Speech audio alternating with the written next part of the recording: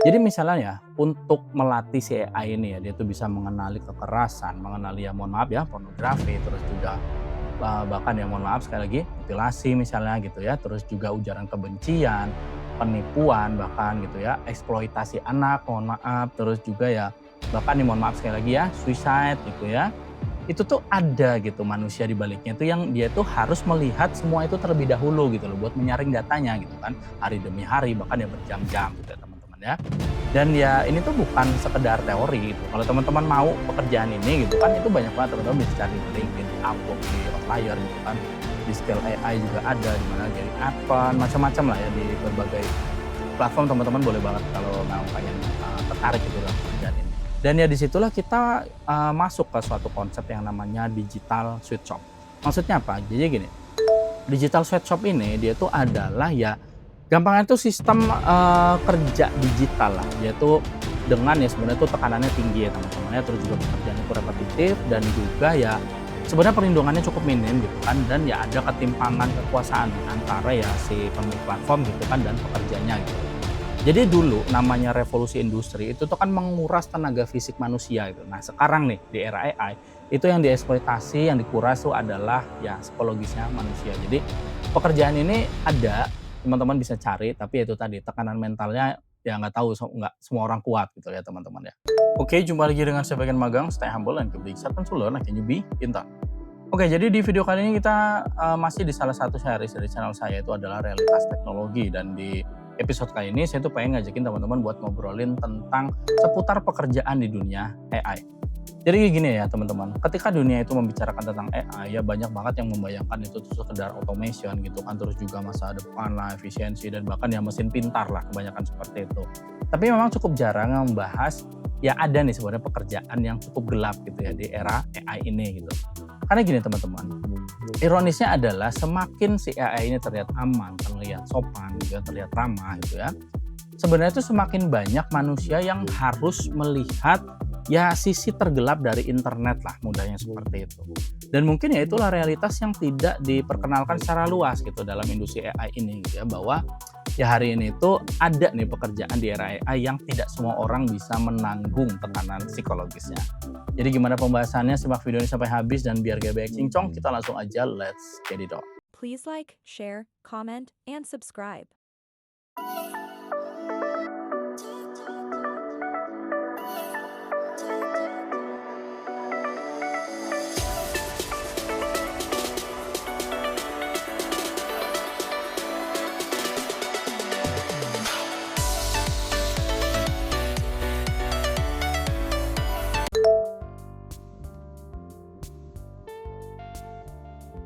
Oke, kita mulai dari yang pertama ya teman-teman. Jadi gini, sebenarnya tuh banyak orang yang ya gampang itu salah paham lah tentang AI ya. Banyak orang tuh membayangkan AI itu ya seperti entitas yang bisa belajar sendiri gitu loh. Padahal ya dalam realitasnya itu tidak seperti itu juga gitu loh ya. Jadi AI modern itu tuh sangat bergantung pada manusia sebenarnya. Karena apa? Karena si AI ini sebenarnya tuh dia tidak benar-benar bisa memahami dunia gitu loh. Jadi AI itu cuma membaca pola, di situ poinnya teman-teman ya. Nah, dalam machine learning ini tuh disebut sebagai supervised learning. Maksudnya gimana? Jadi gini, supervised learning itu adalah proses di mana model ini tuh dilatih menggunakan data gitu. Yang data ini sebelumnya udah diberi jawaban dulu, udah diberi label dulu sama manusia.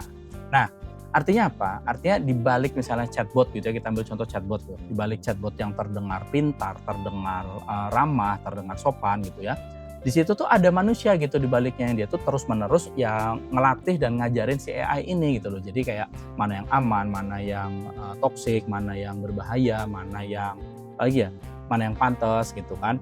Dan semakin si ya apa, semakin pintar lah si AI-nya ini, ya semakin besar juga kebutuhan terhadap si invisible labor ini gitu loh. Invisible labor ini apa? Jadi gini, maksudnya tuh gini teman-teman. Invisible labor ini adalah pekerjaan yang dia tuh ya penting gitu ya, yang sengaja memang dibuat nggak kelihatan gitu loh sama si sistemnya gitu. Jadi orang tuh kan melihat AI-nya gitu ya, tapi orang tuh nggak melihat manusia di baliknya gitu yang, membersihkan gampangnya itu internet ini gitu untuk si AI, di situ poinnya teman-teman ya. Dan tentunya di situlah ya teman-teman ilusi otomatisasi modern itu ya dimulai gitu ya teman-teman ya. Jadi AI-nya memang, secara kasat mata itu terlihat otomatis gitu loh. Tapi ya sebenarnya karena ada manusia yang di belakangnya itu disembunyiin.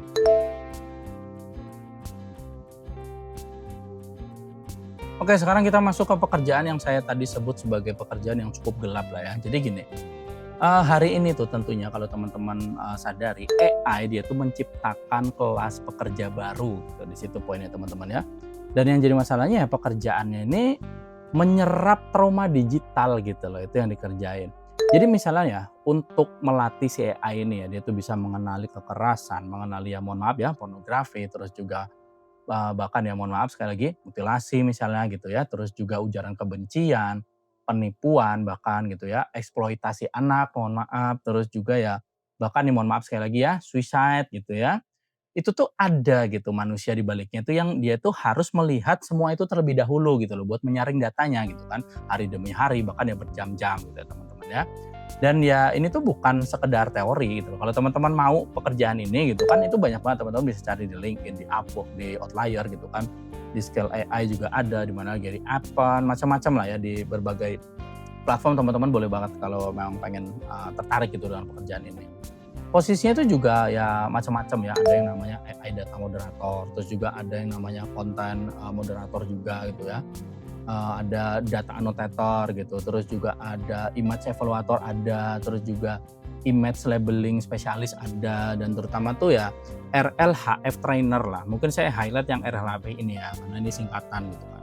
Jadi RLHF itu apa? Itu adalah Reinforcement Learning from Human Feedback. Nah ini tuh sebenarnya gambarnya adalah proses di mana ya manusia itu mengevaluasi jawaban AI gitu loh. Supaya apa ya? Supaya si modelnya itu bisa ya belajar respon mana nih yang dia itu dianggap baik sama si user-user yang lain. Kira-kira seperti itu ya teman-teman ya.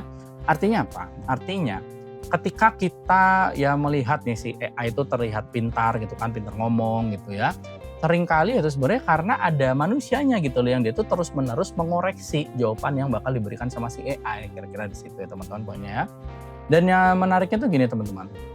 Industri ini bahkan tidak selalu apa ya, tidak selalu murah lah gampangan itu. Memang ada sih microtext yang dia tuh dibayar ya nggak terlalu mahal gitu kan. Tapi ada juga trainer tuh yang dibayar dengan cukup mahal loh, kayak misalnya dengan spesialisasi tertentu gitu ya, kayak misalnya coding, medis, matematika gitu ya. Ya pokoknya keterampilan-keterampilan khusus lah. Ini memang dibayar jauh lebih tinggi ya teman-teman. Nah, tapi gini, semakin tinggi kompleksitas pekerjaan ya tentunya jadinya teman-teman bisa sadari ya, kalau ini bahkan ya semakin besar tekanan psikologisnya gitu loh ya teman-teman. Karena gini, sebagian dari ya pekerja dalam ya tadi ya misalnya AI data annotator dan sebagainya itu tuh kan benar-benar harus terpapar gitu loh sama tadi ya misalnya ujaran kebencian gitu kan, manipulasi, terus juga kekerasan, ya mohon maaf kayak pornografi yang cukup ekstrim gitu kan ya, trauma-trauma digital lainnya lah ya teman-teman. Jadi supaya apa ya, supaya miliaran nih dari user-user yang lain itu ya bisa menikmati AI yang terlihat ramah, aman, dan sopan. Di situ poinnya teman-teman ya. Dan ya disitulah kita masuk ke suatu konsep yang namanya digital sweatshop. Maksudnya apa? Jadi gini, digital sweatshop ini dia tuh adalah ya gampangnya tuh sistem kerja digital lah. Dia tuh dengan ya sebenarnya tuh tekanannya tinggi ya teman-teman ya, terus juga pekerjaan itu repetitif dan juga ya sebenarnya perlindungannya cukup minim gitu kan, dan ya ada ketimpangan kekuasaan nih antara ya si pemilik platform gitu kan dan pekerjanya gitu loh. Jadi dulu namanya revolusi industri itu tuh kan menguras tenaga fisik manusia gitu. Nah sekarang nih di era AI itu yang dieksploitasi, yang dikuras tuh adalah ya psikologisnya manusia. Jadi pekerjaan ini ada, teman-teman bisa cari, tapi itu tadi tekanan mentalnya ya nggak tahu, nggak semua orang kuat gitu ya teman-teman ya.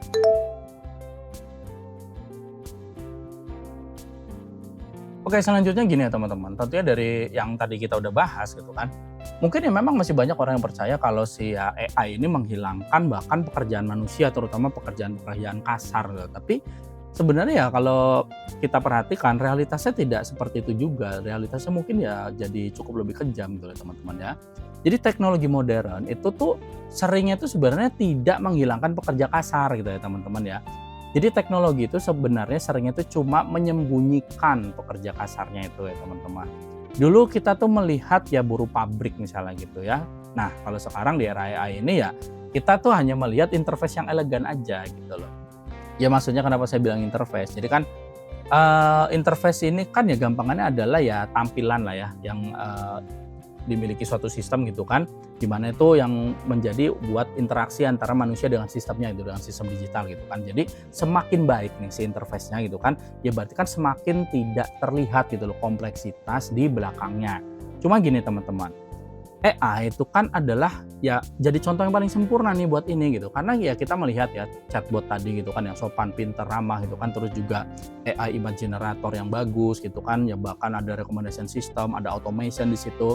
Tapi tentunya kita jarang gitu loh untuk bisa sampai tahu bahkan melihat gitu kan ya moderator trauma digital gitu kan, data labeler gitu, terus juga ya micro task worker dan juga ya manusia-manusia lainnya yang dia tuh menjaga si sistem ini tetap aman gitu ya teman-teman ya.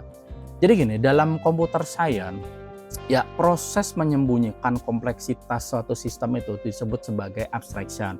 Jadi itu tuh suatu proses saya membuat sistem itu terlihat simple, terlihat sederhana gitu kan. Tapi sebenarnya itu ya menyembunyikan ya proses-proses kompleks di baliknya lah seperti itu ya teman-teman ya. Cuma masalahnya apa? Masalahnya adalah ya kadang-kadang itu yang disembunyikan tuh bukan cuma sekedar, kompleksitas secara teknis gitu loh, tapi ya manusia di baliknya, di situ poinnya teman-teman ya. Dan ya mungkin gini teman-teman, ya itulah yang jadi ironi terbesar gitu ya, di AI modern ini gitu loh. Jadi semakin sempurna si AI-nya ini terlihat gitu ya teman-teman ya, semakin banyak juga gitu manusia yang harus dia tuh menyerap ya kekacauan dan juga trauma-trauma digital yang di balik layar. Di situ poinnya teman-teman ya. Oke, tentunya dari semua yang udah saya sampaikan tadi ya kita bisa ya membuat suatu kesimpulan ya teman-teman ya. Jadi himbauan dari saya stoplah kalau sekedar mempertanyakan apakah hari ini AI akan menggantikan manusia atau tidak. Tapi kita perlu mempertanyakan ya seberapa banyak nih manusia yang dihancurkan sisi kemanusiaannya, sisi psikologisnya demi AI terlihat aman, ramah dan sopan.